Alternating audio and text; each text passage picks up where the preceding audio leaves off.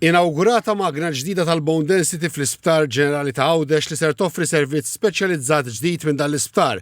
Din il-magna tintuża biex jitkejjel il-kontenut minerali fl-għadam fejn l-isken jipprovdi informazzjoni dwar tnaqqis fil-massa tal-għadam u jgħin fl-assessjar ta' trattamenti għall-osteoporosi, kundizzjoni li tagħmel l-għadam aktar dgħajjef u żżid ir-riskju ta' ksur. Dan l-investiment qed jindirizza domanda dejjem tikber għal bone density scans bistima ta' madwar 1400 sa 1500 scan fis-sena. Investiment li fi kliem il-Ministru għas-Saħħa Joe Etienne mistenni jwassal għal servizzi tas-saħħa aktar effiċjenti.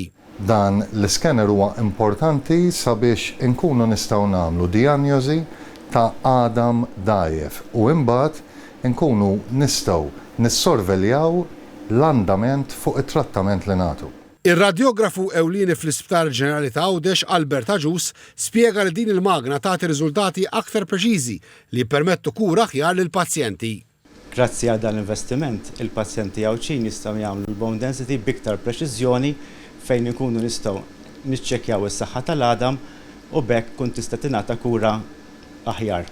Il-Ministru għas-Saħħa Joe Etienne qal li s-servizz b'din il-magna ġdida flimkien ma' oħrajn li jingħataw mill-Isptar Ġenerali ta' Għawdex qegħdin jippermettu li pazjenti għawċin jinqdew f'Għawdex stess. U għatenna li permezz ta' dan is-servizz mhux biss qed titjieb id-dijanjosi iżda qed issir enfasi fuq il-prevenzjoni biex jiġu evitati interventi serji u diżabilità.